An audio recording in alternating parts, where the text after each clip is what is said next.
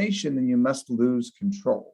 And that's what I began to see was not a necessary trade-off, that it was possible to get both high levels of human control and high levels of automation. And so the natural thing was to see it as two separable dimensions, from low to high human control and low to high computer automation. And that was the first idea of shifting thinking, published in the International Journal of Human-Computer Interaction in early 2020. And that caused quite a lot of attention and discussion, which was wonderful. And it forced me to think more clearly about it. And here's how I've now represented this two-dimensional space of design, of low to high computer automation and low to high human control. And the goal that we're seeking is to be here in the upper right-hand corner for many applications, not all of them, but we think of elevators as a great degree of automation and of machine learning algorithms to manage the elevators, but there's also a high degree of human control. You come up to the elevators, you press the button, the light goes on, it shows you where the elevator is, it comes to your floor, the door is open, you step inside, you press the 6th floor, the light goes on, the doors close, and you go to where you want to get to. So that kind of orderliness and the sense of the things you care about are under your control. The things you don't care about, we give to automation. Similarly, a digital camera, my favorite example, it is the person who's taking the picture, the photographer who points the camera in the right position, forms the composition, does the zoom, and then clicks for their decisive moment to get their picture. It's their picture. At the same time, there's a high degree of AI and automation in play that sets the aperture, it sets the focus, it reduces hand jitter, and has many other services that are helpful in making excellent photos and giving a large fraction of the population the chance to make high quality photos. 30 years ago, maybe 10% of the population could make a good photo with a camera, and now it's 90% of the population. That's the kind of progress we want. We're empowering, enhancing, augmenting, and amplifying human abilities. Now, sometimes we do need to have full computer control, and the two classic examples are the pacemaker embedded in your chest. It operates automatically. Similarly, the airbag deployed in your car must operate within 200 milliseconds to be effective. So those are highly automated. But over the years, we've come to see that you really want to have a kind of supervisory control, that the pacemakers of today now have a app that comes with them that allows the patient to change the functioning of the pacemaker. It allows their clinician to monitor what they're doing and allows the manufacturer, such as Medtronic, to supervise and manage 10,000 of these devices and learn from the experiences of them and build still better machine learning algorithms to make the devices of the future still better. So we get to combinations of control. There may be immediate autonomy for short-term actions, but there may be long-term aspects of human control. Also, we should remember that human autonomy is an important aspect, and people want to ride their own bicycle and play the piano and care for their children. We don't want computers involved, although we may invoke computers to help us in these tasks. But basically, these are places where humans want to build a sense of mastery, of self-efficacy. They want to be creative. It's their process. It's their piano playing. And so these are different aspects. We have low computer control and low automation as well. So that gives the space of design. And on the far right, we have this gray area of excessive automation to remind us of the dangers of excessive automation, maybe best exemplified by the Boeing 737 MAX and the tragic 2 crashes that happened 3 years ago. And these are reminders of how design can go bad, where the designers believed so much that they could have an autonomous system that the pilots were not even informed of its existence. There was no indicator that said that this system was now engaged and operating. And so the pilots, in their confusion, tried 20 times to push the nose of the airplane, to pull the nose of the airplane up, but the automatic system drove the nose down in error mode and crashed the plane. And that's the tragedy of excessive automation, which we see in some products. The excessive human control at the top is yet another danger. And in many cases, people make mistakes. And so the common approach is so-called guardrails or interlocks to prevent dangerous things from happening. So in your home oven, if it has a self-cleaning mode and you put it on, once the temperature reaches a very high level of, say, 300 degrees centigrade, then it's no longer possible to open the door because that would be dangerous. And so those kind of interlocks prevent harm.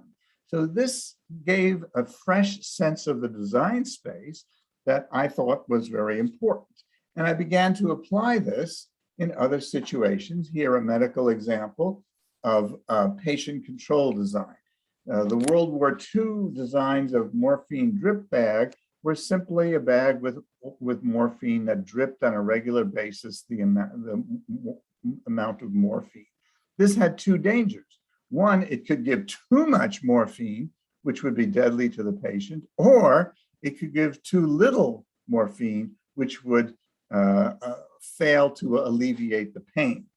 And so the idea of an automatic dispenser was installed to monitor the patient's heart rate and breathing and ensure that there was not excessive amounts of morphine. But that didn't solve the problem of the level of pain. And so patient-guided dispensers appeared where the patient got a trigger and they could squeeze to get more morphine because their pain was not alleviated. However, there were limits on what it could do, and it provided a restricted number of doses of morphine so the patient would not be harmed. And we're moving towards the reliable, safe, and trustworthy designs where they're patient-guided but clinician-monitored systems where a hospital may have 50 such devices in operation, and the control center monitors all of their use to make sure they're functioning correctly. That allows them to improve the performance for different classes of patients, do preventive maintenance, and understand better what's working and what's not working. So that's the blend of human and machine control that I'm looking for. One more example is wheelchairs. 100 years ago, wheelchairs were heavy and wooden and required a caretaker to push the wheelchair. So low automation and low control.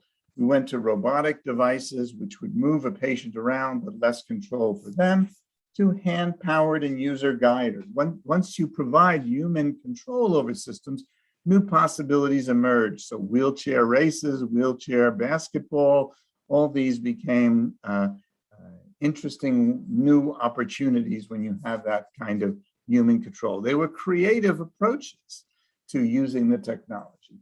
And where we're moving to our motorized, joystick-controlled, teleoperated, and programmable wheelchairs. So then actually the wheelchairs are monitored from a central point, and in a city, there may be thousands of wheelchairs, and the record of their use and where they go provides valuable evidence for improving them. So this two-dimensional matrix became a breakthrough of thinking that is beginning to change the human factors and design communities to understand better what they need to do. So the second part of this talk is about the design metaphors and the way we think about computers and the language we use. And you'll notice that the artwork I use shows people working together, connected by technology, but not robots. Robots and social robots are a problem. And I think we want to focus on supporting human capabilities, not making machines that pretend to be humans. So here is my approach to understanding this, that the past history had very compelling metaphors of intelligent agents that were teammates, collaborators, or partners.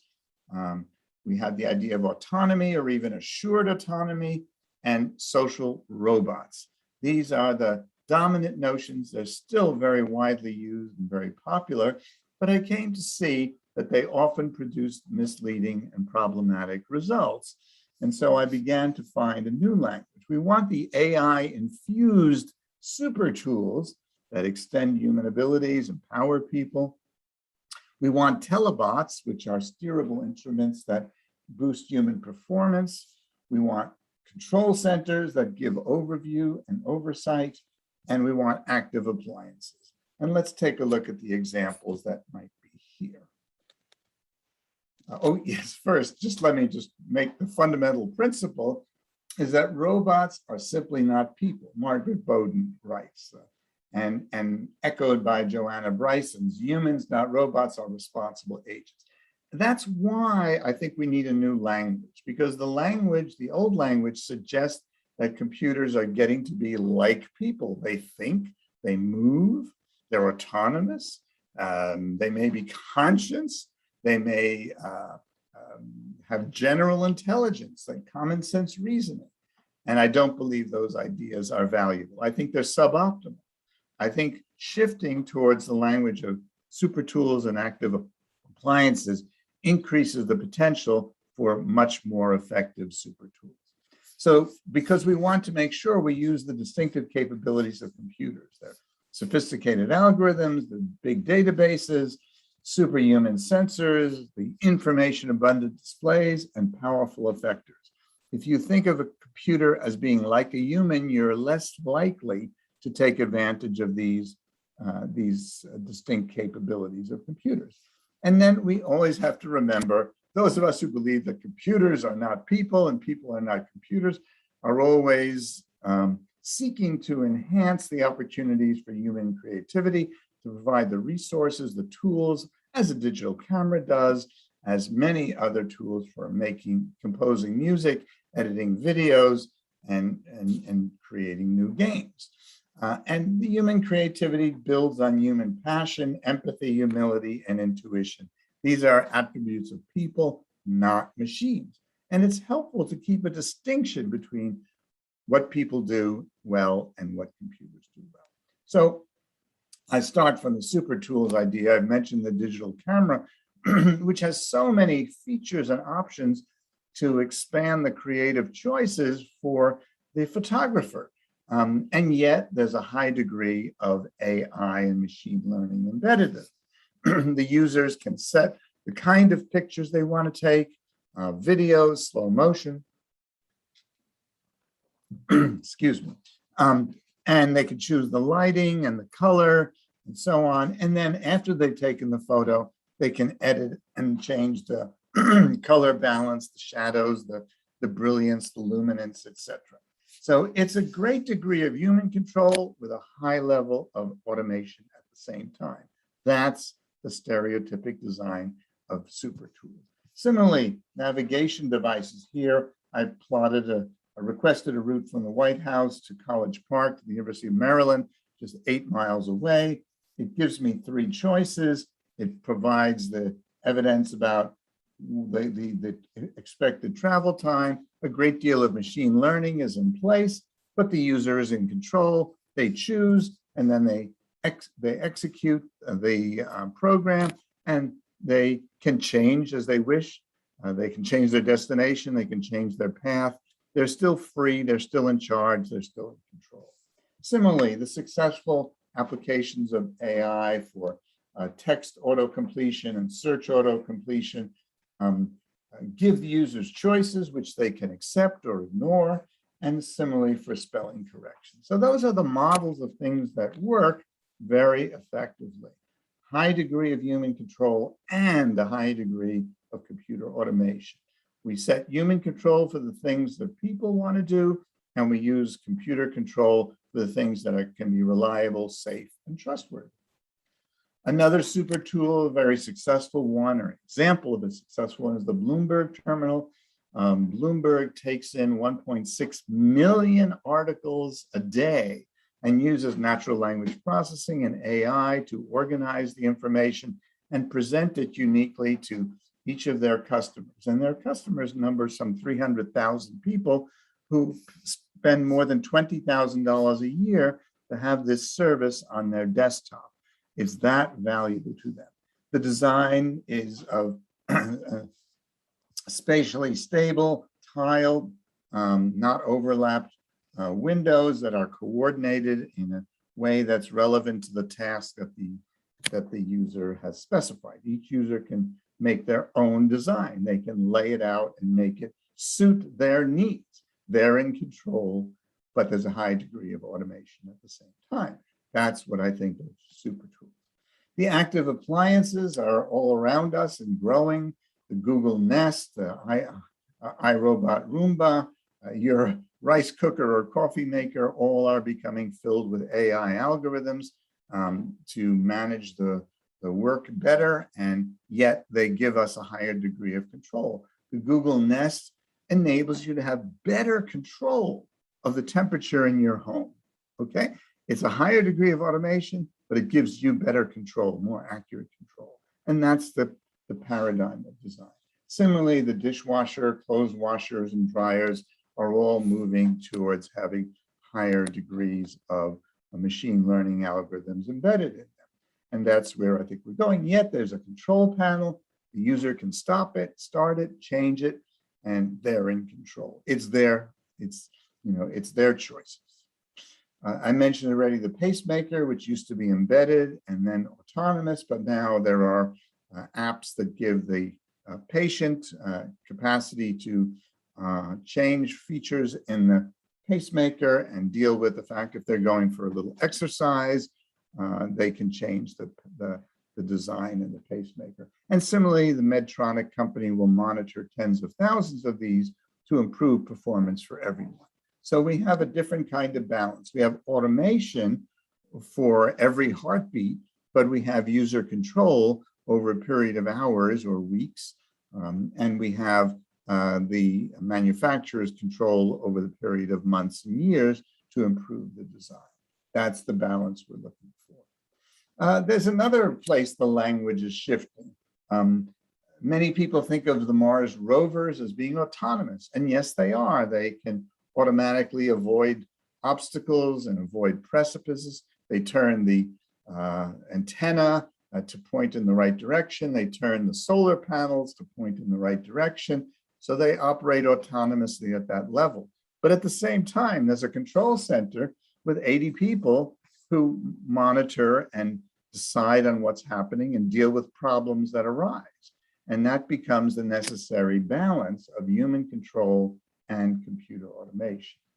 Similarly, surgical robots, the journalists love to say the story that robot surgeons are better than human surgeons, but the reality is that robots don't perform surgery. That's what the manufacturer says. Your surgeon performs surgery with Da Vinci by using instruments that he or she guides via a console.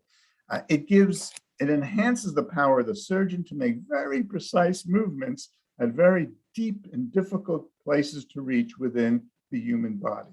So it's the perfect form of amplifying human capabilities. Humans are in control. Similarly, control centers, this hospital one monitors not only emergency room and dispatch, but intensive care units and other parts of the hospital. So we have high degrees of automation and high degrees of control. And of course, that's the principle within aviation. Flight control centers are another example. And here, one more a case of control center for counterterrorism. People are working together. They're using information abundant displays. They can collaborate and they can make decisions rapidly by having the right information at the right time, rather than having automatic decisions made without a visible display of what's happening. So I think that's the model of where we're going, and that completes the second part of this presentation. The third part is a more complicated one about the governance structures it takes to manage these AI systems. there's a rich structure of management that we now are coming to understand in the socio-technical systems of AI designs and applications. So in this part, there are actually 15 recommendations. They go to recommendations for the teams of software engineers who build them. And I'll just mention a few of the points here. We'll come back to that in a moment. But then an organization like a company or a government may have dozens and dozens of software engineering teams, and they need to build a safety culture by which there's leadership and hiring and training, and there's oversight of the kind of failures and near misses that occur. There are internal reviews of failures and industry standards to follow. Around that is the larger oval of industry. Within each industry, there are dozens of organizations or companies, and now we have trustworthy certification as a vital part of the socio-technical system that has independent oversight by auditing firms like KPMG, Ernst & Young, PricewaterhouseCoopers, Deloitte, which are increasingly coming to audit. As they audit the financial systems of companies, they now are learning to audit the AI system. I think the insurance companies are an interesting case as well. Their role has been very effective in the building industries and in transportation and in medical care. And they're moving into the issue of AI insurance. So it's a real question for them, and they're dealing right now with the issue of, for self-driving cars, will the premiums that owners pay for a self-driving car be higher than regular cars, or will they be lower?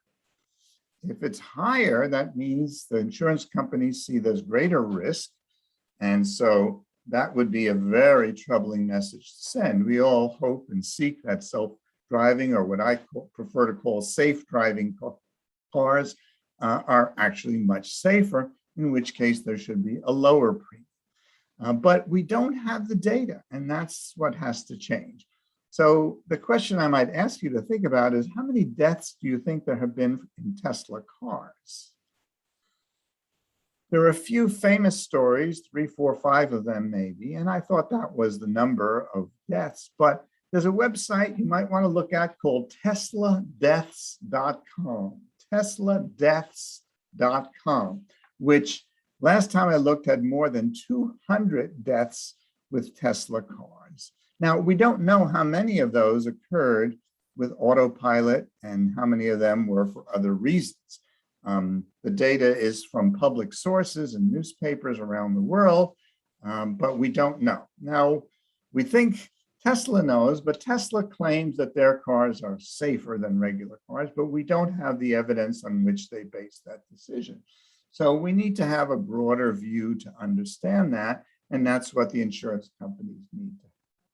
And on the outer circle, outer oval, is government regulation, which I think is necessary for some situations. Of course, we should be cautious about government regulation, but I see a history where government regulation can be very helpful for automobile efficiency and safety.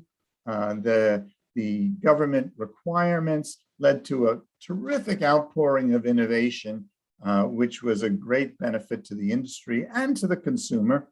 And it provided competitive advantages for companies who are now very proud of what they do. The European GDPR regulation that gave users the right to explainability became another stimulant. When that was introduced about 7 years ago, it triggered now more than 10,000 papers on AI explainability. And that's a vital issue that we're going to come to a little deeper. I can't talk about all of these things, but we'll focus on the team aspects of this governance structures. And there are 5 recommendations, of which I'd like to mention briefly the audit trails and analysis tools. In aviation, one of the reasons we have such safe civil aviation is because of the use of flight data recorders and cockpit voice recorders. And the kind of audit trails for safe driving cars, for medical devices, for transportation would do a great deal to improve them, and for manufacturing systems as well. Yet there's a resistance in the AI research community to the idea of research on audit trails. It's just not a key topic, yet that would really be a great help. And the analysis tools that go with them are important. And a further notion would be the idea of incident reporting systems. The Partnership on AI has put up a website. You can take a look at it. It's the AI Incident Database that already has more than 1,000 reports of failures of AI systems. And this is the data we need to understand how to make AI systems safer than they are now. It's the data that the insurance companies need in order to make risk profiles. The shift to software engineering, new software engineering workflows that includes bias analysis of the data, and then the verification and validation testings that have to be changed for AI systems are all really important aspects. But I'm this morning just going to focus on the issue of explainable user interfaces, a topic that's become very important to me and a great opportunity. In fact, there's good news about that. Yes, just yesterday, Cynthia Rudin of Duke University received the AAI award for her work on explainable AI. It's a $1 million award, so a substantial amount that recognizes how her pressure to have interpretable machine learning models was such a powerful influence and so effective in the projects she worked on. You might enjoy her well-written, strong article in Nature Machine Intelligence that's titled Stop Explaining Black Box Models. And her point is to shift towards models that were more interpretable. That's one approach to the problem of explainability. But the broad base of research is about retrospective explanation. This became the focus for people working on AI research on explainability. In other words, a decision was made about granting a mortgage, about hiring a person, and then the user could get an explanation. They would get a textual explanation, and that was considered the goal. And those were called retrospective or post hoc explanations. Something like 98% of the papers in this field are devoted to that topic. And the main discussion is whether the explanation should be local about their particular situation, what they might change, or global, an explanation of how the machine learning algorithms and neural networks work. I came to find that that was not a sufficiently powerful goal. And I've set the goal of, instead of treating or curing the confusion, I want to prevent the confusion and the surprise that comes. And this can happen through prospective user interfaces that come anti-hoc, that come in advance, that walk users through a process in an interactive, visual, and exploratory way. So let's take a look at a very simple example of a common case of granting a mortgage. A post hoc report might look like this. You put in your request for a mortgage, how much mortgage you need, what your monthly income is, what your liquid assets are, and then you press submit.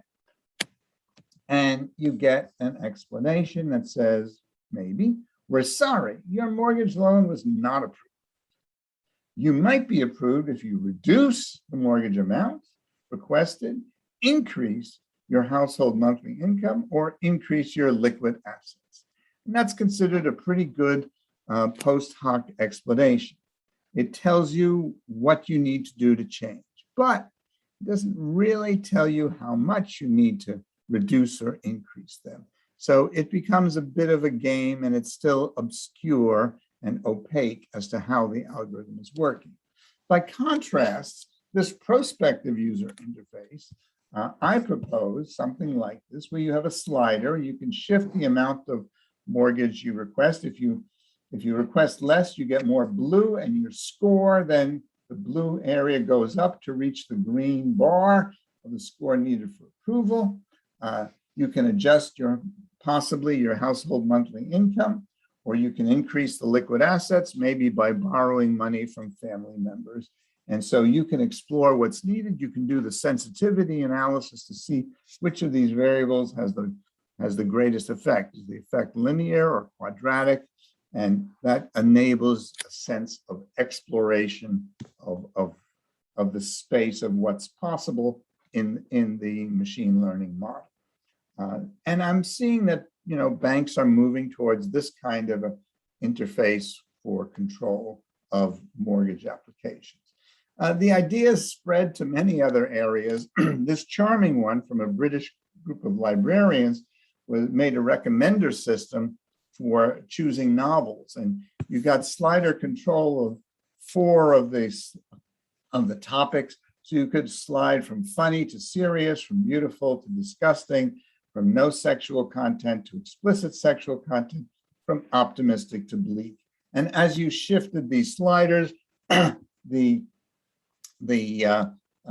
cover images would change immediately. So you understood why that happened. And it's been done in a variety of news recommenders where you might get sliders for politics, sports, or entertainment. And as you shift them, the recommender window updates immediately to give you the new choices. Similarly, this music recommender uses 5 of the Spotify attributes of acousticness, instrumentalness, danceability, valence, and energy.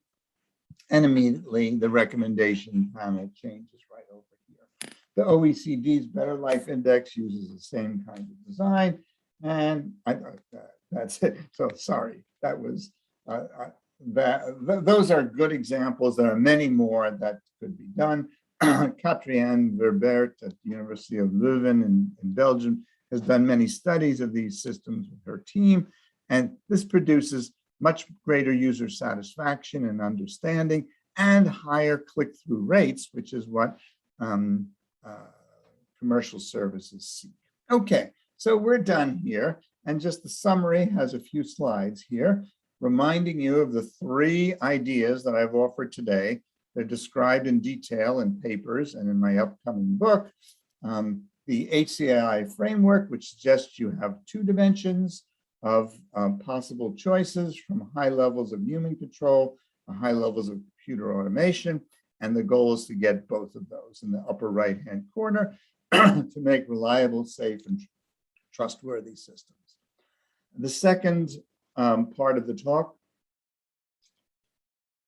encourages shift to new language, new metaphors, and new imagery, and the shift towards maybe less exciting ideas of super tools, telebots, control centers, and active appliances, but that's what works. I fear that the older models lead to exciting research ideas, but not successful commercial products. Social robots have been a consistent failure, from Honda's Asimo to Jibo, Kuri, Anki, Cosmo, and most recently the SoftBank Pepper system was shut down. So the social robot idea, I do not think has strong value, but it's a compelling notion, and we need to find the ways to do better than social robots for elder care and for other applications. And so that's where we're moving to these new notions. And then the third part of the talk is about the governance structures for human-centered AI, the 15 recommendations, of which we discussed only a few of them.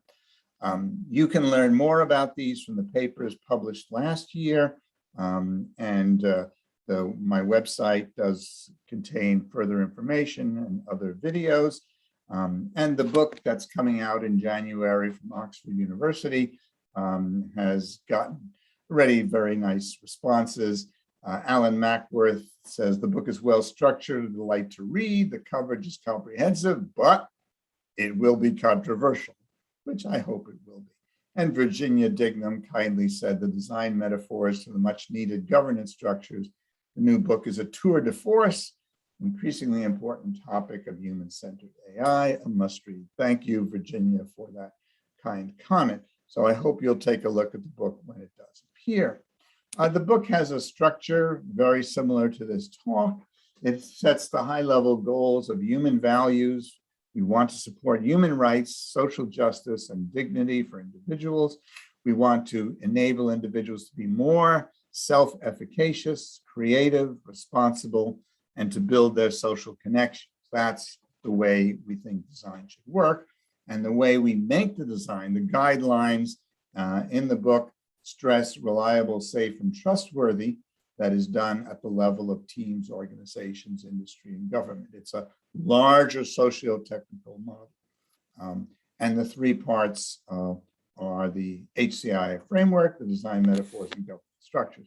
I should also remind you that stakeholders are diverse and they may have different goals involved, but the stakeholders of researchers, developers, business leaders, policymakers, and users give a starting point. There are about 25 different stakeholders involved in AI systems, and we should be aware of how that affects all of them. And we always need to remember the threats in building AI systems and any systems, but maybe more so for AI systems, the malicious actors who would use them in harmful ways or seek to disrupt them, as has been the case in many situations. The bias that comes from poor training data and the need to be aware of the biases, especially as we scale up these systems to be used for millions of people. We need to make sure that we get not just 90% or 98% accuracy, but we need to make sure that we avoid harm to individuals. And then the flawed software that can propagate failures quite widely.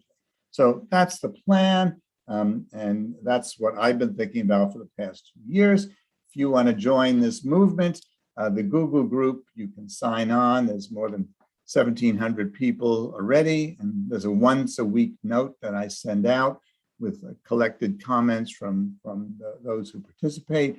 Please join the group or send me a note and I'll add you. Follow us on Twitter. Visit the website for resources to find out more. Remember, the future is human-centered. Thank you, and I'll be glad to answer questions.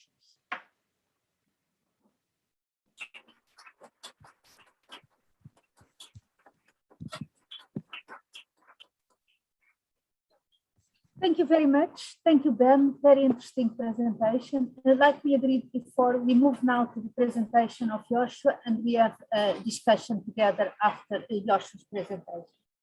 It is my pleasure to introduce Yoshua Bengio. Yoshua is, let me put a pin on Yoshua that you can see him here. Yes. Good morning or good afternoon, Yoshua. Very nice to see you here. Just a short introduction. I don't think it needs, but just for the form. Yoshua Bengio is a full professor at the Department of Computer Science and Operations Research at the University of Montreal, as well as the founder and scientific director of Mila and the scientific director of IVADO. He is one of the world leaders in artificial intelligence and deep learning, as we all know, and is the recipient of 2018 Turing Award. He is also a fellow of the Royal Society of London and an officer in the Order of Canada. He is also working with as chair of the Responsible AI Working Group of GPI, the Global Partnership on AI, of which I have the honor of participating as well. But I don't want to, I could go forever introducing Yoshua and his achievements, but I don't want to take the time out of your presentation. So Yoshua, please go ahead and we will go back to them together for a discussion after your presentation. Thank you very much. Right. And please, you can share slides if you want. Yes. Just as a note, that your sound is kind of a little bit difficult, but I'm going to share my slide right now. Okay, so today I want to tell you about AI for social good, and hopefully after that we'll have an enjoyable discussion. So, of course, I think this audience already knows how important to have that discussion about the relationship between AI and society. Machine learning systems have been going out of labs now for a few years, and it's going to continue to grow. And that means new responsibilities for AI scientists, engineers, entrepreneurs, and governments. And we're seeing at least some people and organizations starting to take that responsibility, which is great. Now, what is it that worries me the most about technology in general, but AI in particular? It is that we are building very powerful tools, but the speed at which we're becoming wiser in how we use those tools, unfortunately, is not sufficient to deal with the rate of progress of technology. So as any tool, it could be used for good or for the benefit or the greed or the crazy thoughts of a few people. So as you know, so long as our tools couldn't hurt too many people, it wasn't too bad. But I think as we move towards tools that can have a global impact, whether it's in biotechnology, AI, or other areas, I think this is a real challenge. Now, if we focus on AI here a little bit, there are really two sides of this coin. One is how to minimize the misuse, and a lot of the government involvement in regulation recently has been trying to think about these questions and come up with regulations. But there's also another side of this coin, which is how can we maximize the beneficial use of AI? And so my talk is going to be more about the latter. Now, on the preventing the negative side, I've been involved to some extent in a number of efforts, and one of them notably is the Montreal Declaration for the Responsible Development of AI that came out in 2017, 2018. And it's really about ethical principles. It's not about a new regulation. And it laid down 10 principles, things you would expect around well-being, autonomy, solidarity, but also things you might expect less, like sustainability and prudence. And in fact, one thing that's interesting about that effort is it wasn't just a bunch of scholars meeting together. It was really something that involved citizens going back and forth, asking them about their fears, telling them about where technology could go, and getting feedback that has helped quite a bit to enhance that declaration, which is like a over 100-page thing. But that was a few years ago, and now I think that really the ball is in the government's camp to come up with regulations, and we're starting to see some of that. So to stay a little bit on the negative side, there are a lot of concerns one can have. One of them, I mean, many of them in a way are political. So essentially, to summarize, powerful tools can be used to make some people much more powerful than others and control others. So that's like the big brother scenarios, or the fear that these lethal autonomous weapons, killer drones, could be used to control populations, to monitor what they're doing, but also to punish people who are not in line. And then a kind of a softer version of this is the psychological manipulation that we may be already getting from advertising and social media. And you know, there's a lot of discussion about this these days and the role of AI there. But there are lots of other issues people have been discussing, the effect of on the job market eventually, the issue of reinforcing social biases and discrimination. And And maybe something people don't talk enough about is, I think, the danger, if we're not careful, if we don't have societies set up with the right structure, that these powerful tools are going to lead to increased inequality and power concentration in the hands of a few people, a few companies, or a few countries. So for that reason, I think that well, what can we do? I mean, if any crazy person can throw off, something like a nuclear weapon that could kill a lot of people, or eventually, even wipe the human race out of the earth, is there something we could do? Well, we want to make sure that there's going to be less anger, less injustice, and better education, so that as few people as possible might be in a position of really misusing the technology. Now, let me move on to the positive side, which is the main content of my presentation.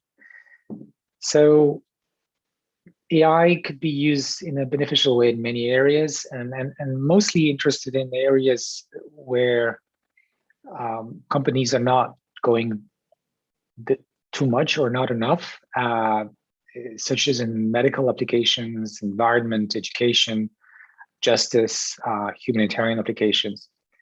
And this is a place where mostly the work that's been done up to now has been done by academics who wanted to do this of their own volition. And there hasn't been much government investment yet, but I think this is going to be one of my messages, that we need more of that. So on the environment side, there's really a large diversity of applications of AI.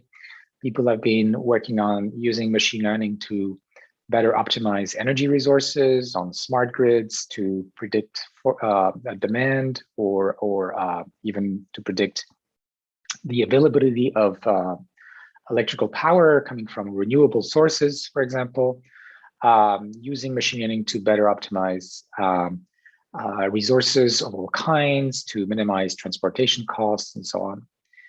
One area I've been slightly involved in is in climate modeling. So how we can use machine learning to speed up or improve climate models that might otherwise be not feasible, or address some aspects of climate modeling, like clouds, for example. We don't have really good physical models. Maybe you can use machine learning.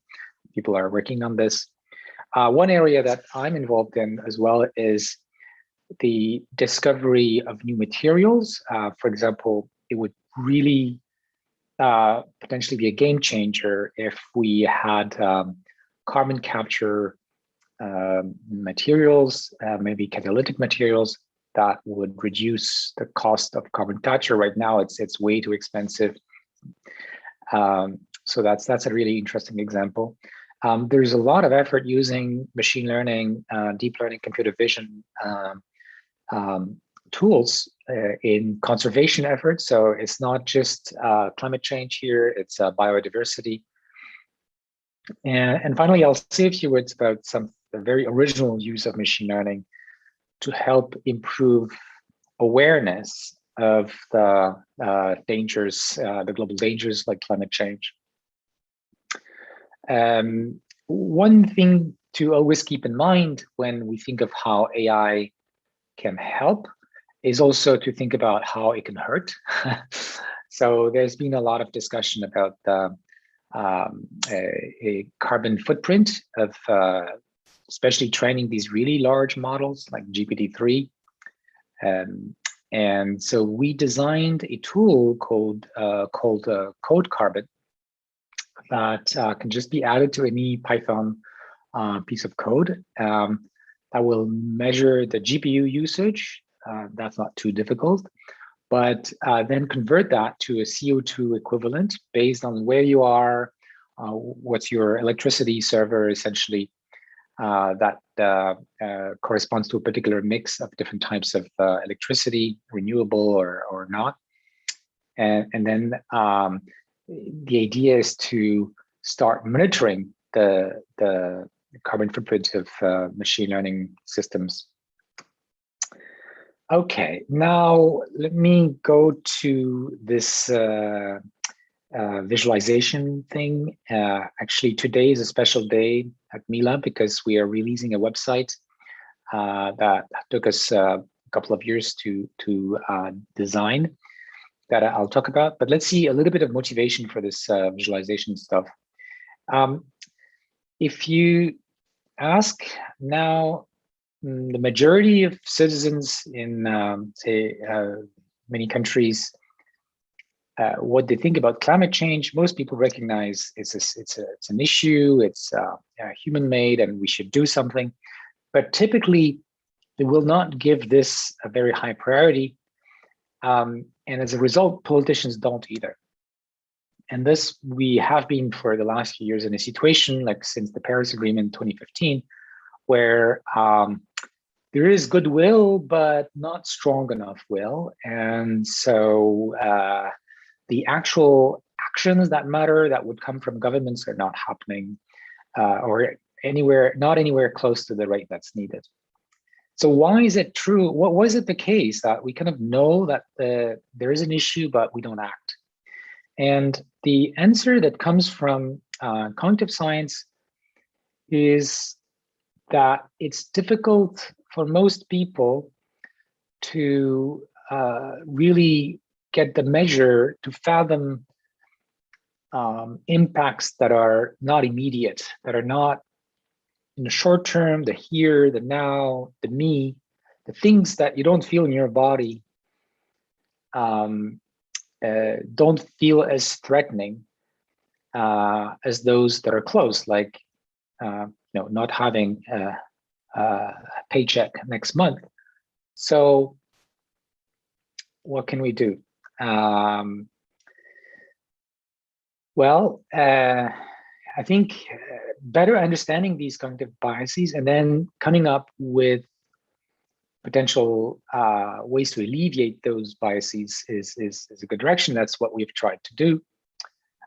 So here's the website. You can type this climate does not exist in one word.com, and you'll get to a website where the goal is for us to increase the empathy, the awareness at a level that's not just a rational level, but also the emotional level. So we use machine learning to transform images that are familiar of places you know, even your home, and transform them using generative adversarial networks technology to reflect the what could happen, maybe transposed in a different place or a different time. For example, if that place was flooded, or if there were fires in the neighborhood, or smog.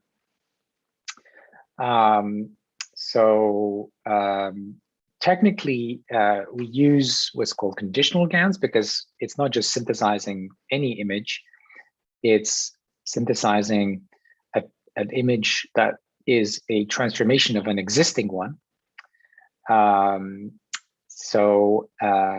to make the realization that the climate is a serious issue closer, more tangible, and more personal. For example, you could use Street View to enter your home address and then see your house as it would look like if it was flooded, or if there were fires in the neighborhood and things like that. So on the left, for example, you see an image from Street View, and on the right, you see the image transformed using our generative model.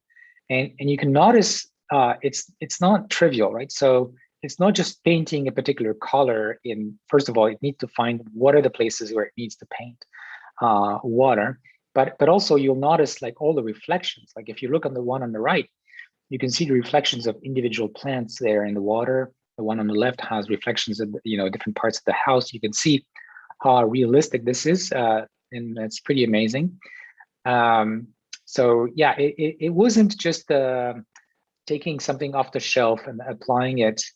There were a lot of challenges to make this work. So here's some larger scale kind of examples of images generated with this. Here's another one. The cars in the street are not obvious, by the way.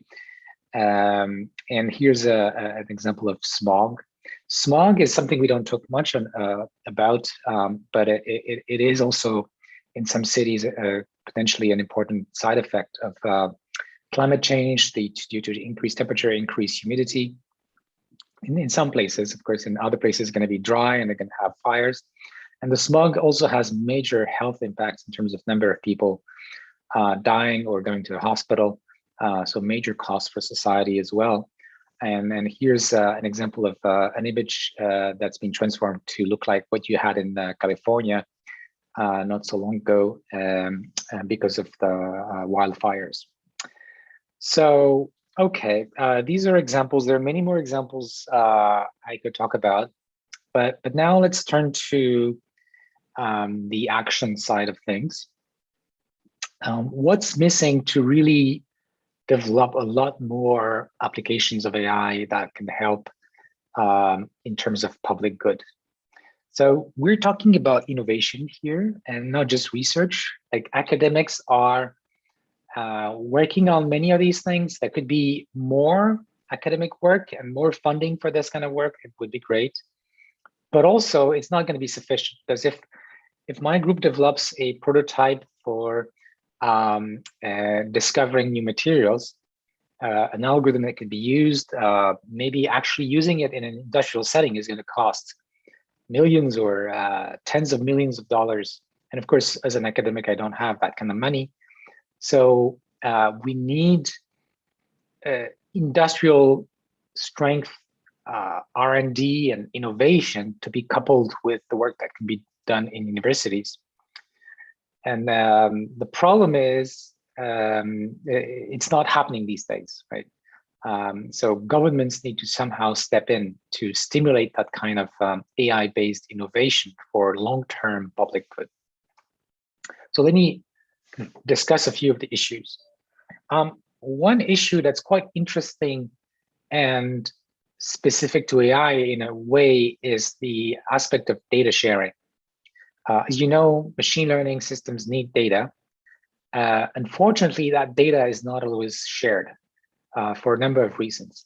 So one reason is simply companies not willing to share their data because they have competitors and they don't want their competitors to benefit from the work and the expenses that they put in for acquiring that data, for creating that data. And as a result, you have all of these companies that are competing with each other, each hiding their own data, and everybody loses. So that's one reason why we're not getting as much sharing of data, but in general, sharing of information and knowledge, which would be beneficial for society. Another tricky issue is privacy, of course, in the medical domain.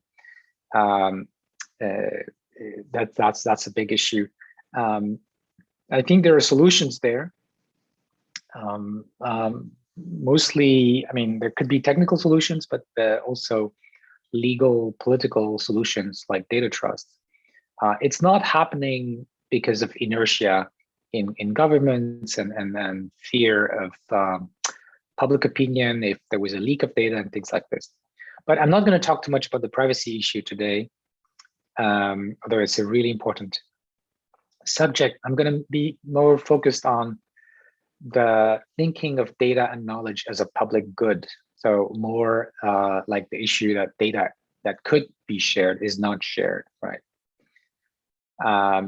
So why do I say that knowledge and data are public goods? Well, you can see that if it was shared, we would all benefit because it would speed up the rate of innovation. Think about how science progresses by building on top of what other scientists have shared. If imagine each lab was doing their research and not sharing it, we would be like 100 years backwards, right? I mean, it makes a huge difference. Each of us as scientists is only adding a little bit to a huge edifice of advances that others have made before us. So I like to use the analogy of composed interest. When you share information, that information can be the basis on which others build, and then you get an exponential growth of knowledge.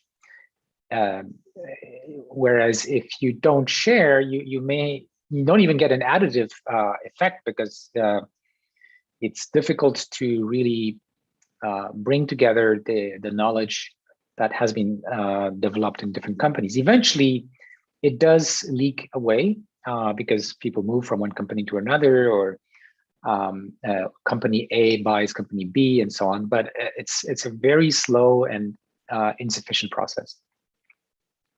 So what I'm telling governments is that there is a huge lost opportunity of social progress because of this lack of sharing. And granted that we're currently in a capitalist system that is not going to change tomorrow morning, where competition matters and governments are trying to protect their own companies, there's at least one area where they could make a difference, the governments, and that is when the governments are paying for the innovation. So you could imagine where governments are paying for new drugs against COVID-19, new vaccines, and so on. They could impose conditions about sharing data and sharing knowledge. Or when governments are paying companies to do research on new technologies to fight climate change. If they're footing the bill, they could put some conditions. One example I like to give why governments need to step in as well is the example of antimicrobial resistance. So what is that? As you've all heard about with the current pandemic, the microbes around us are mutating very rapidly in our bodies, actually. And that creates new variants which can be robust to existing drugs. And the Delta variant is something that could be that we heard about, and we all fear a new variant that would be robust to the existing vaccines. So this is an issue that's been known for a long time, and actually has been a crisis in construction in the case of bacteria, but also fungus and viruses with antibiotics now basically useless against a number of variants. There's practically no antibiotic left right now for which there are no variants that are resistant to that drug. So what it means is that there are more and more people going to the hospital with those variants, and no drug can cure them. And not all of them die. Thankfully, we have an immune system, but there's a large number of deaths, around 700,000 deaths per year right now globally. But this is like a disease spreading slowly, and the projection is that we're going to get 10 million deaths per year by 2050. And it's also going to cost a lot of money. The accumulated losses, we're talking about $100 trillion from now to 2050. So it's a huge issue, but interestingly, it's one for which there's going to be a lot of data potentially because of advances in biology. We can test, synthesize some families of drugs like peptides at a huge rate, like 100,000 different peptides can be tested in a single assay that's going to take maybe days or weeks to perform. And then another reason why I got interested in this particular AI for social good application is because companies are not getting involved. And they're not because they don't make any money out of this, even though socially the cost, like to healthcare systems, is going to be huge. It's already huge. It's already, for example, I don't know the numbers everywhere, but in a country like Canada, it's already a couple of $1 billion per year lost through the healthcare system, and it's projected to be like 20 billion per year in 2050. And you just multiply by the population sizes to get the numbers in other countries, essentially.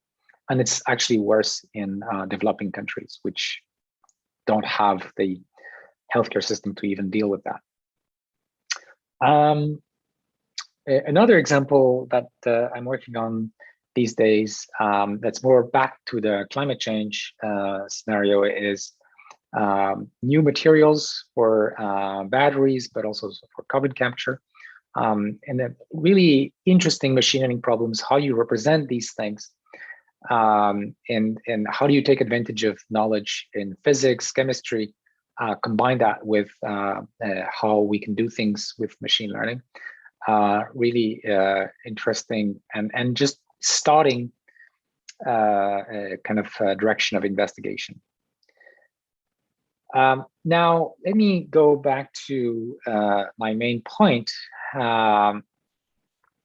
that we have a gap between what's needed socially, both in human and in economic costs, and the innovation that's actually happening. So for example, in the case of antibiotics, why is it that companies are not investing? Well, current antibiotics are cheap.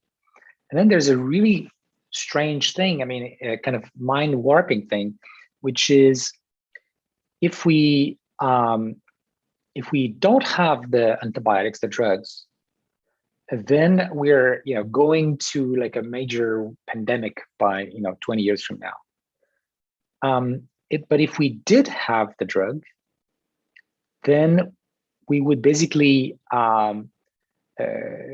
prevent that pandemic from even starting seriously. Because as soon as somebody would come up with those variants, or quickly after, we would be able to cure them and make sure we have the drugs in their area available for if other people get sick. And that would prevent the spread of the disease. As a result, having the drug in a way prevents a catastrophe, but the number of sales of that drug would be very small. And one reason for this is doctors, for very good ethical reasons, are keeping these new drugs as a last resort. So they would first give frontline antibiotics to patients, and if those drugs don't work, then they would go to the newer ones. And so the sales, the volume of sales is not sufficient to attract industry. Okay, so governments need to step in. I've been saying this many times. Let's try to look at this in a bit more detail. But I gave the example of antibiotics, but you can think of many other areas, and especially regarding the environment these days. For climate, if the price of carbon was high enough, then a lot of that innovation would happen a lot more. Unfortunately, we're not there yet. But even if that was true, you would still have issues, for example, with biodiversity. For now, governments are not like putting a price on protecting biodiversity. So what should they do? And if you look at what governments are currently doing in terms of stimulating innovation, they're doing it. Like they're actually giving away money to companies to do R&D in many areas, but their criteria for funding these kinds of projects is that a company thinks that they're going to make money out of the innovations. And that's okay, but that rules out areas where the companies wouldn't make money, like the antibiotics example, and where there is a huge need for a society. So how could governments stimulate that kind of innovation? They need to throw money, but how? Like there's also a lot of horror stories of governments throwing money and basically that money being siphoned in a way that wasn't what was needed or desired. If you look at what's been working in industrial innovation, that really isn't just putting money upfront for research, and that's good. But also motivating the research to be done really well by providing some kind of outcome-driven rewards, and that's true economically, or with profits the company will make with a new product, but also in terms of recognition. It works for us scientists and academics. So governments need to come up with ways of rewarding these forms of social innovations that include both an upfront contribution to the research and downstream rewards if it turns out to be really useful for society. Yeah, so I already mentioned the data issue. This is part of a bigger question of how we can change society to get more efficient innovation through open science and data sharing. And so what I'm proposing is that governments funded innovation tie the funding provided by governments to constraints in the form of sharing results like reports and sharing data, and also providing economic rewards for sharing these things, to make sure that there is not just the stick, but also the carrot that's always useful. Yeah, I talked about the compound interests. There, I talked about the company competition. So let me try to summarize some of the recommendations I'm making to governments. They should provide funding for AI innovation or other kinds of innovations for social good in 2 steps. So you need grants to de-risk the investment that companies are going to make. And the grants don't need to cover everything. They could cover, say, 80% of the cost or something like that. Because often these innovations will be useful, will be dual use. So they might be useful for the social impact we're looking for, but they might be useful for some commercial applications as well. There's the question of how much money governments should put and what fraction of the cost they should pay for. And what I have in mind is to let companies compete to propose bids, how much they're willing to pay for that, because the governments probably won't know what's the ideal balance.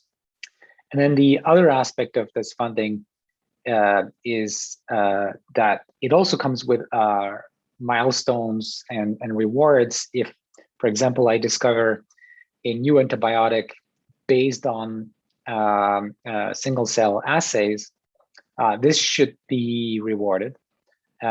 If later we find that this antibiotic tested on animal models still works and doesn't create toxicity or something, more rewards. And then finally, if it gets through clinical trials, more rewards. And if it gets actually used in the hospital systems, more rewards, right? So the idea is to encourage the research that's going to be done in industry to be aligned with the interests of society. And then the second major point I made was that governments need to tie these sources of funding with constraints and rewards to encourage sharing results and sharing data. So the open science and open data recommendations. Let me finish by some quotes. Moshe Vardi gave a lecture a few months ago, the Gödel lecture 2021, and he said, innovation is not a goal, it is a means for societal progress. And we tend to forget that. We tend to see governments so obsessed by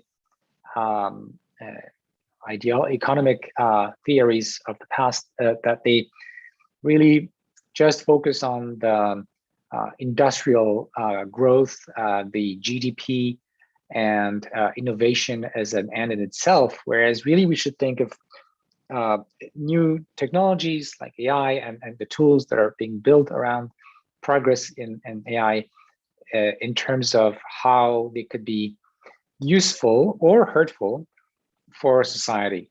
And we don't do enough of that. And it's not just talking about it, as I've been trying to say today, we need to put the money at the right place, the right incentives for that to happen. Then I want to bring in the quote from Benjamin Applebaum from the New York Times last year. And he said, instead of redefining the role of the corporation, we need to redefine the role of the state. So there is a tendency in many circles to blame companies for not acting in the most moral way. And I can understand that, but short of changing our economic system drastically, the problem is companies that would just go, that would act in a more moral way might be losing in terms of competition, losing market share to the companies that are acting in a legal way, but that is less moral, right? So there is something like really sneaky here, which is that having, asking companies to be good corporate citizens is not sufficient. It might lead to the most evil companies winning, and that's not what we want, right? So what's the solution? The solution is to really have governments, the state, involved in changing the rules of the market. For example, I've talked about the innovation incentives in the right direction, and I've mentioned, of course, carbon pricing as examples where, with the right regulation, the right stimulus, the government can change the objective function that corporations are optimizing, because the corporations are just trying to maximize their profit. And by the way, if they don't, not only they will lose to their competition, but the CEOs who take those decisions eventually get replaced because the shareholders are just demanding profit. And the reason why the shareholders are just demanding profit is, for many of them, they don't even know what the company is doing. I mean, they're just looking at the stock market and saying, oh, this company is losing its share value, I'm just going to sell it, right? And so there is more money for the companies that are making more profits and less money for the companies that are doing less profit. And it's not that anyone there is intrinsically evil. The shareholders are just like trying to maximize their portfolio value, and the company's leadership is just trying to keep their job. So I think the responsibility is in the hands of the governments, which means in democracies, citizens need to tell the government, you need to intervene to fix those markets when there are market failures. All right, so that's it for me. Thank you very much. And I hope these messages are taken in a positive sense to encourage us to move in the direction that's better for society and humanity. Thank you.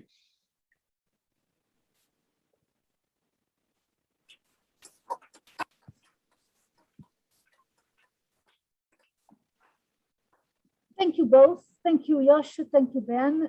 I hope you can hear me, and I hope you can hear soon the questions from the room. I actually had a few questions prepared, but I see that there is so many questions both in the chat and here in the room, so that I think I will let them start, and then if we have time, I continue with my questions.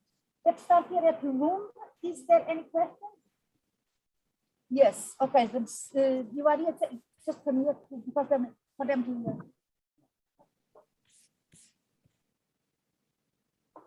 Hello, thank you both for your presentations. And I have a question to Yoshua.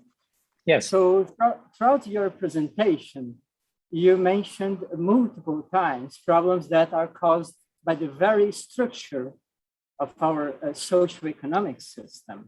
That's right. And we tend to put our hopes on regulations. But the fact is that it is increasingly difficult to do that. And maybe it is not feasible. And our governments themselves are products of and players in this same system. So my question is, how can we use AI to drive systemic change? Oh, I wish I knew. So, you have to take what I told you as what I think is feasible in a fairly short term of a few years. If you look decades into the future, I'm hoping that we can all together dream of a different and better economic and political system. And if you were to ask me, so where should we be thinking to get to that longer term goal? I think the first place to start, which would help us in many ways, is a better democracy, right? So what does that mean? What is democracy in the first place? So democracy is about sharing power. It's about sharing power in the most equal possible way. And obviously, we're not in a society where power is shared in as much as it could. So how do we change that? Democracy is also, even in places where we can vote, we still have huge power differentials. And like, I'm not a political scientist, but like clearly this is a big issue. And related to that is currently we're putting a lot of power in the hands of a few politicians. And who are they? I mean, they're part of a particular elite. So real democracy should be one where more people are involved in the collective decisions. That's essentially what democracy is about. And AI could be useful there potentially, right? So what do I mean? Well, look at the dysfunction of social networks now, and then try to think about this in a positive direction. So how could it be better and different? Well, we can see that one of the issues is we haven't been able to put together a forum for political discussion that's rational and respectful and inclusive. And of course, instead we have what we have right now with Facebook and so on, and YouTube and whatever. But I think we could consider that possibility and go in that direction. In a good example that doesn't require any technology is the kind of discussions we're having in the scientific community, where if you lie, if you're trying to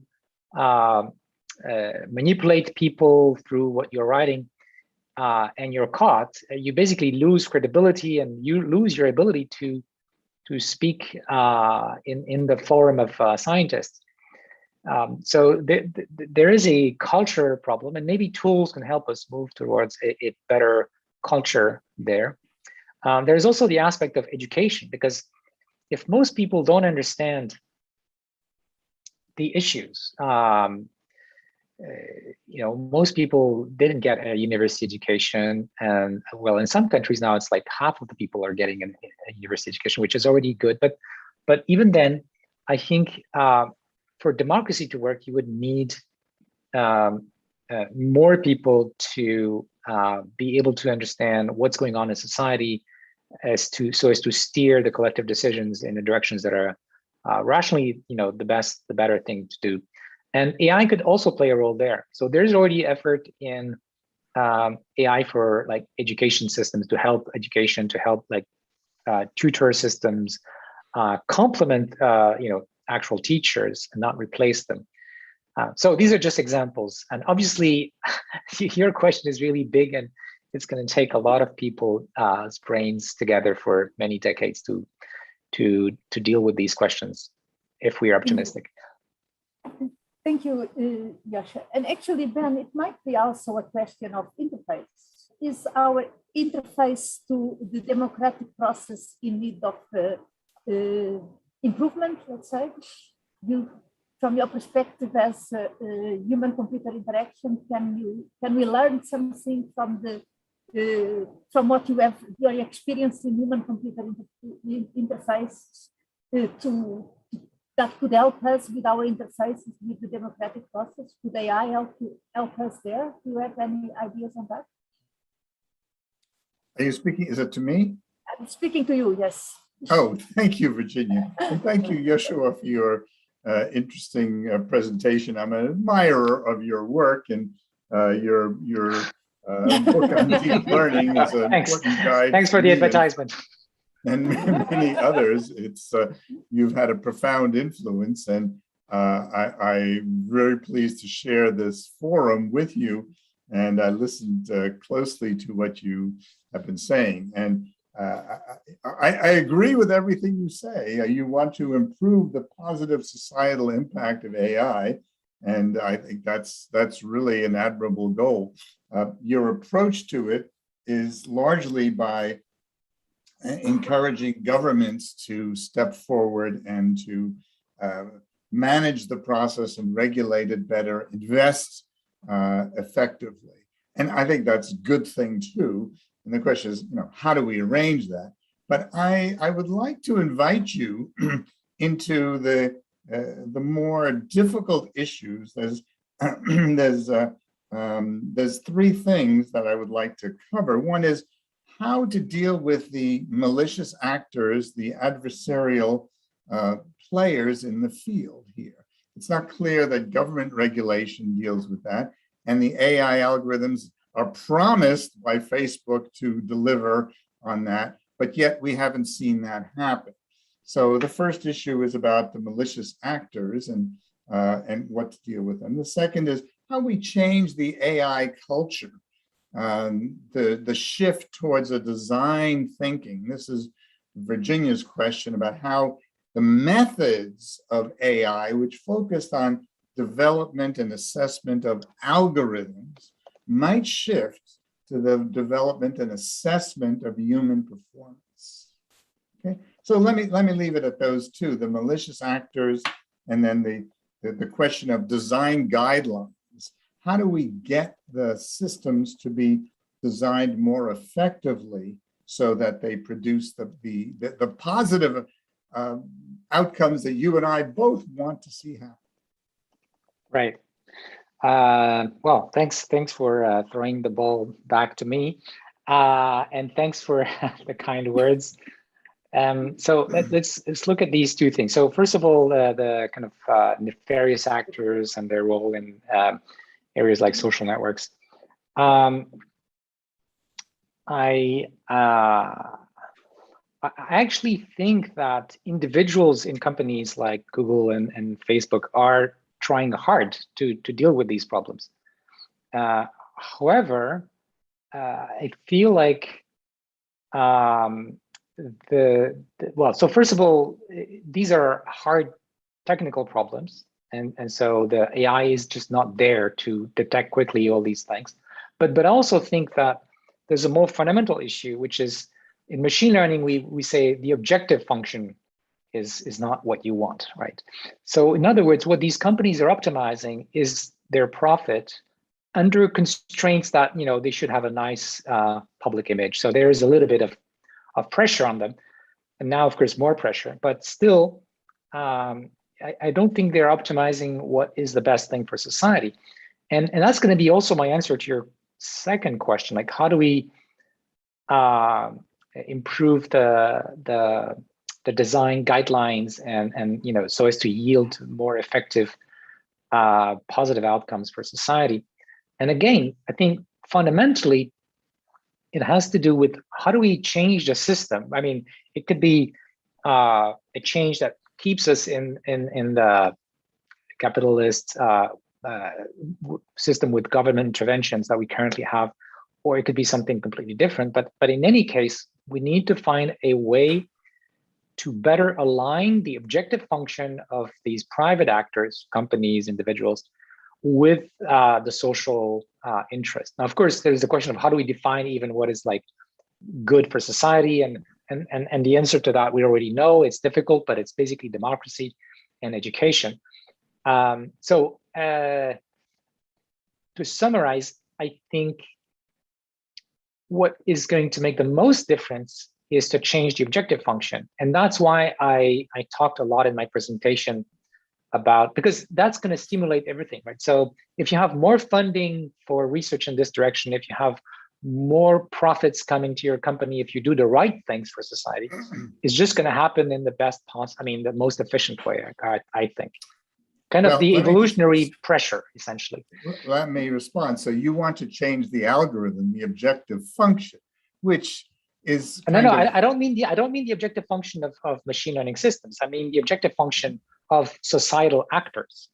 Okay, that's yeah. Okay, that's so what I'm. To me, what is the way confusing. you want to change it? It's, you know, what is the direction of change? So for me, and the essence of my talk is giving greater human control.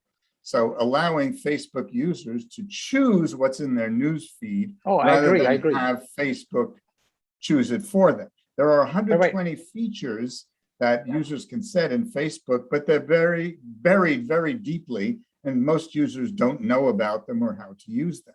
And so we need to give greater control to users.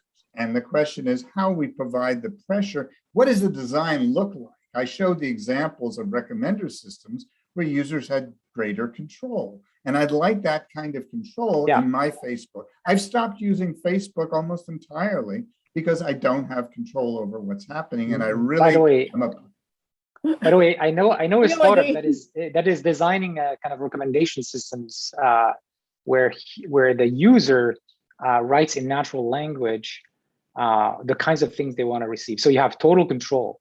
But I want to go back to your question. So I really liked your presentation, and I think the direction you're proposing is really important.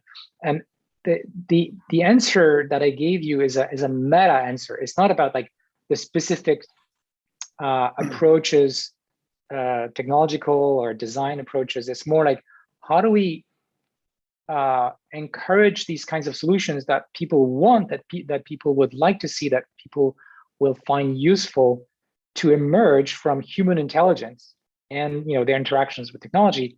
And that's what I was focusing on. So it's the objective function from the societal point of view. In other words, and how can we change that? Well, the only lever we have, really, I claim, is through governments. I don't think companies are. I mean, you have a lot of people who are starting companies, and they have a lot of nice ideals, including many of my former students.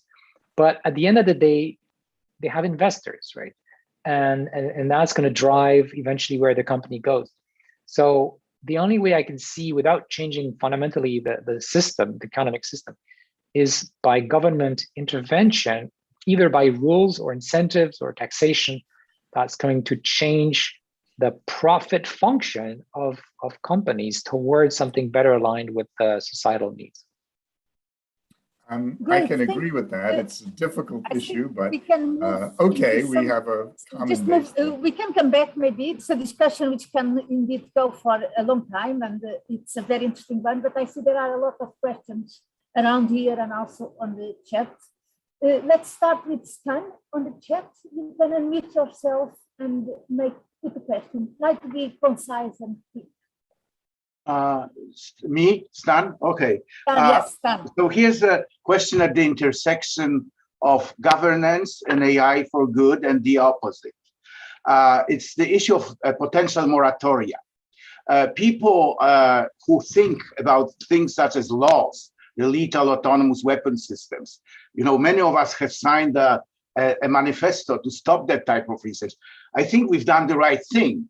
But of course, there are other actors in the world, and even in the countries that majority of people would support these types of moratoria, that will still do that work. Moratoria never worked in any science or technology.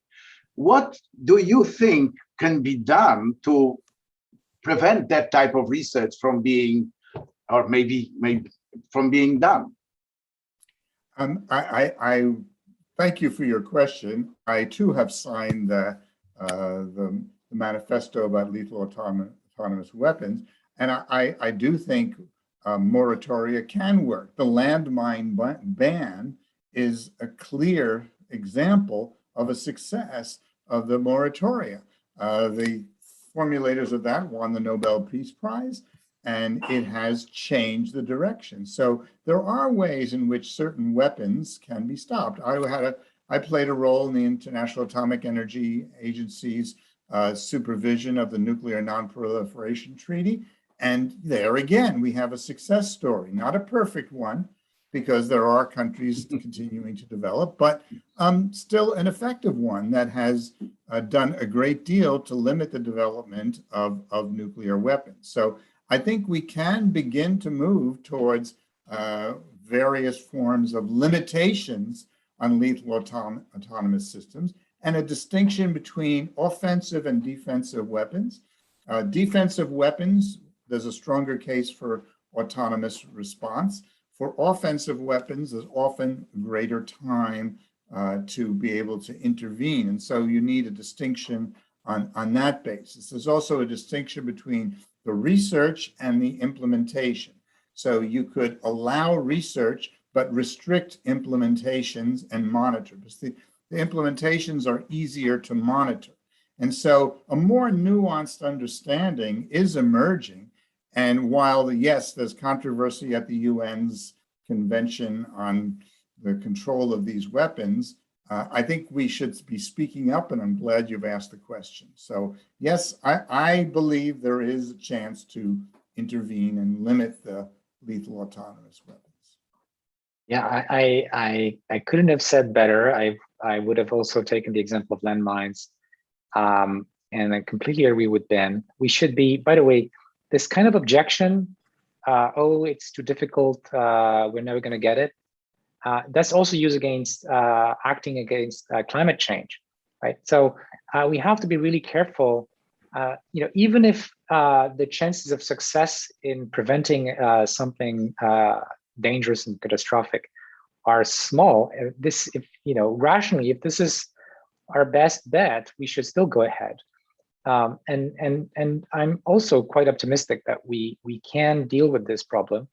Now, what worries me is the way that UN is organized. You have these committees where you have to have a consensus, and that's not the only problem. The other problem is you have powerful countries that are kind of behind closed doors, influencing weaker countries to vote in the direction that they want. And so the game is not really as nice as it should be. And the whole thing about like having a complete consensus before we have an international agreement, it doesn't make any sense to me. I think that we need to have more flexible international coordination tools. And I'm going to give you an example in the context of climate change. If we wait for a binding agreement for all of us to act, like all of the countries to act in the direction that, say, the Paris 2015 agreement is mandating, it's going to take way too much time before things move. But countries can, gang up in groups like the EU is currently doing, and I think other countries could follow in the same direction, to tie commerce with those global coordination needs, whether it's climate or military issues. So in other words, right now, it's like we are schizophrenic, where on the one hand, we're signing these free trade agreements between different countries. And on the other hand, we're trying to sign these tragedy of the commons, climate or military or fiscal agreements. And it's difficult. But if we do like what Europe is now moving to do, that is say, okay, we're going to have taxation inside Europe, and imported goods that don't have sufficient proof that they have paid their dues in terms of climate carbon footprint, they're going to be taxed so as to not impose unfair competition to our companies. As a result, that's going to put pressure on other countries to basically move in the same direction without requiring a full international treaty. So I think there are ways around what looks sometimes like a prisoner's dilemma that's unsolvable by changing the, from a game theoretical point of view, by changing a bit the structure of the game. Thank you. Thanks, So we Dan, go for back asking. to a question here in the room. Hi, and thanks for two good presentations. This question is from Joshua's talk, but I think that both of you are more than able to answer. So the governmental role that you described is like partially an external factor to the academic environment. And looking more to factors internal to the academic environment, do you see like a relationship between the lack of information, as you put it, and how academic incentives are structured? Like some people did AI 30 or 40 years ago, and then they did logics, and now they do AI again, but they did basically the same thing throughout. And then the other thing is like with the pertology, for example, where people chase metrics like accuracy and small increments just to get papers out. Can you both give your perspectives on that and how that affects this? Thank you. Yeah, the incentive system in our scientific community sometimes feels broken, but just compare with the incentive system in the rest of society, and I think you'll feel very good. That being said, yeah, I think we need to think together about ways to change our culture. For example, the publish or perish pressure that we have, and the competition that we have in machine learning these days is terrible. I mean, I see some students breaking under the psychological weight of that pressure and competition. I don't know, when I was a PhD student, I felt like I could do whatever I want, and I had like infinite time in front of me. But nowadays you have these conferences every 3 months, you have a deadline. And it's very selective. And yeah, I'm not saying I have solutions. I actually have discussed a number of ways to improve the publication system in machine learning. But I think we need to spend more brain cycles together in exploring solutions, for sure.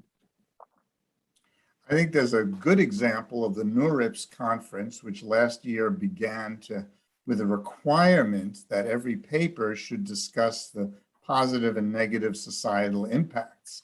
And a review of that, in some cases, led to a technically strong paper being rejected because it did not address the potential harms of that work. And I think shifting, the idea of getting government to do things is fine, but that sort of puts it outside. We have to change ourselves.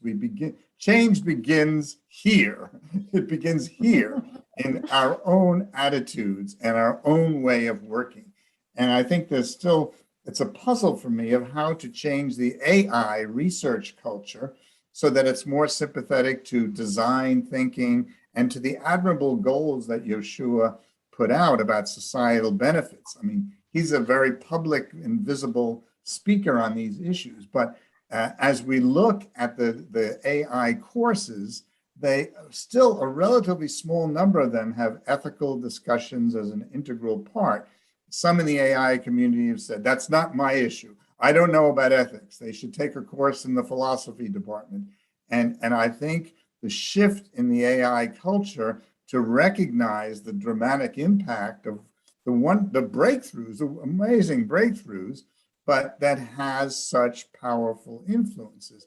And so I'm looking for that. I began to search for courses that had HCAI and AI, or just human design and AI, and design of interfaces is a particular for me. I found about a dozen around the world, but they were all taught by people who were design and HCI oriented. I could not find a single course from an AI person that included a substantial coverage of design and user-centered processes like usability testing and design of control panels and development of guidelines and all the things that have had such a dramatic impact to make success stories of e-commerce and mobile devices are due to the design of the user interfaces. That's my perspective. And so I would like to see those things propagate through the AI community. And I still puzzle about how to transform the AI research culture, as I'm working to transform the HCI research culture, but I need the partnerships to transform the AI research culture. So Thank you. just a little addition here. I think things are moving in the right direction with respect to what you're talking about, Ben. In my university, we're starting to put some sections of course material, undergrad and grad, on the sort of social impact and ethical things. And I see other universities moving in that direction. And it's also, I mean, it's a collective kind of choice that we can make at the level of departments, programs, research institutes. So at Mila, for example, students have tons of opportunities to hear about social impact and ethics and things like this. And it's a decision that, you know, the leadership of the institute, that we're going to make sure they get the message. Workshops, courses, discussions, invited guests. So I'm more optimistic. I think this is making its way. All right. I mean, I do see those things, of course. I'm interested that they be integrated into AI courses, not just added to the curriculum or a separate course. That AI faculty need to address it as their responsibility. As we've seen rather positively, I think the cybersecurity community has taken that on in a positive way. I'd like to see the AI community say, yes, every AI course has to have a component where the social impact and the issues and the design of the control panels is described, rather than the strong goal of autonomous systems being the pure goal of AI, but the idea of shared autonomy, distributed, parallel, regulated autonomy, all these other forms that balance human and machine control. Here. Good. We are getting to the end of our time. It was very quick, but I still would like to give the place for a question. There is a question here in the room at least, and there is one in the chat. So, Yann, if you would like to make your question, unmute yourself and ask your question. And then one here in the room at least. And I don't know if there are other ones here in the room, but the time is getting very short. Yann, go ahead. Do you talk to me, Virginia, because I don't hear you? It works. It works. Yeah, it works. Yeah, okay. I think that we should certainly do more in societal aspects, because I think so far AI has been primarily done analytics, but we can use AI to change the world. And we can nowadays we have many tools, for example, to think about direct democracy, like the ancient Greeks have done. Whether this is good or not, that's another story, because we have already better examples from social media. But anyway, it's a long discussion. My question is the following one. You spoke about data and knowledge and the democratization of them. I fully agree with this, but on the other hand, we should distinguish between the two, data and knowledge. And when it comes to data, then in many cases data are private, and at the same time they have other conflicting properties. For example, they are commodity. So how we can move forward in this way? I was thinking about possibly using blockchain technologies to distribute private data and get remuneration, but do you have any other ideas on this? I don't think that the blockchain is going to solve our problem here. It's because data could be copied, and also there is not enough legal protection for data. So if we stay in the current economic system with IP rules that exist, there's much less protection for data than there is for patents, for example. And I have a lot of negative things to say about patents, but it does allow some sharing of information. Whereas right now for companies, there's a very strong incentive to not share. So I don't think it's an easy problem. I think there needs to be a cultural change. So imagine a world where it could still be like similar kind of capitalism we have now, but where the culture and the rules from government say you have to share the data you produce for safety reasons, but also for innovation, efficiency, and so on. And if everybody does it, then nobody loses, right? So the problem is, it's like, again, it's like a game theoretical issue. If only a few players do it, they lose. And so we need to change the rules of the game, and governments can do it. But it's not just a government thing. I mean, it's a culture change. Right now, there are things that companies, don't question because it's part of the usage, part of how our society functions. Their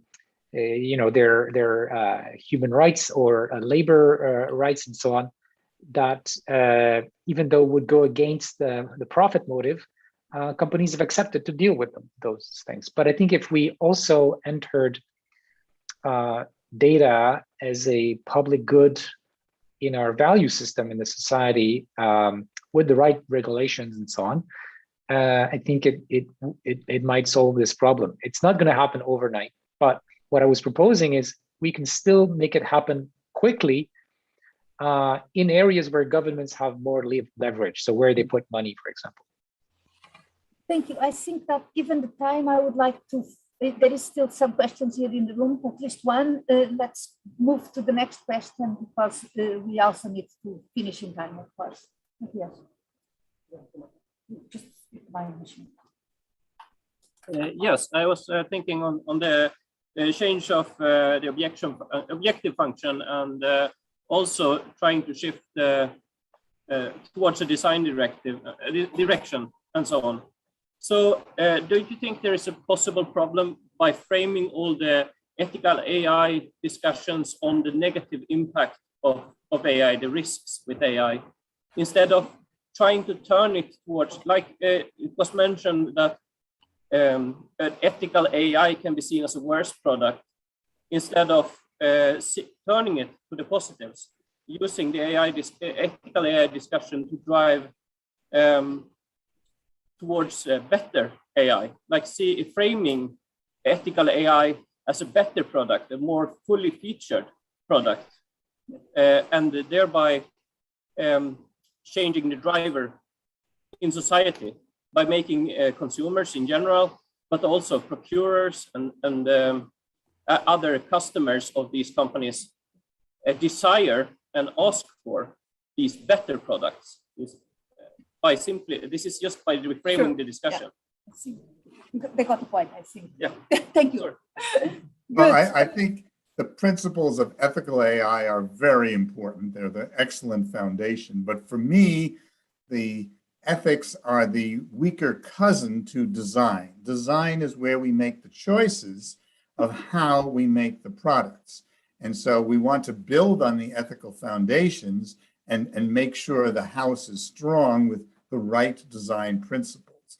And so I think we want to explore so for example, how does government regulate misinformation in social media networks? We can't just say they should. Should is a weak word. We want to know how to go about it. It's not obvious. It's not clear what government regulation might be for something as complicated as hate speech, as misinformation. And we need to engage as researchers, not to leave it to somebody else, but as researchers, we need to contribute fresh ideas about how to give greater control to individual users, to consumer groups that can do it. So I don't think every individual needs to monitor their own Facebook page maybe, but there could be consumer groups that work to the benefit of the community. And so we need to build middle level structures as well. So government intervention at one level, very difficult to arrange. At the low level, we want individual efforts to be supported. And in the middle level, we want the tools for intermediate organizations that could act on the behalf of communities. Sure, that's a very good proposal. Thank you, Yoshua. As before we close, I'll be very briefly. I agree with the person who asked the question. We need to pay at least as much attention to the positive, beneficial aspects of AI as to the misuse. And it's important because if we don't do that, and the citizens only see AI as a dangerous thing, then we're just gonna put the full brakes on the whole thing. And we're going to miss on an important positive opportunity for society.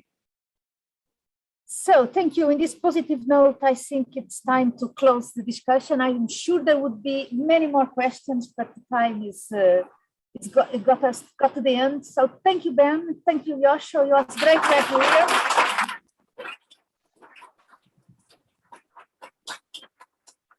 There are around 80 people in the room. You could not see them, but there are quite a lot of people here. There were also around 150 people on the Virginia. so there was quite a lot of people.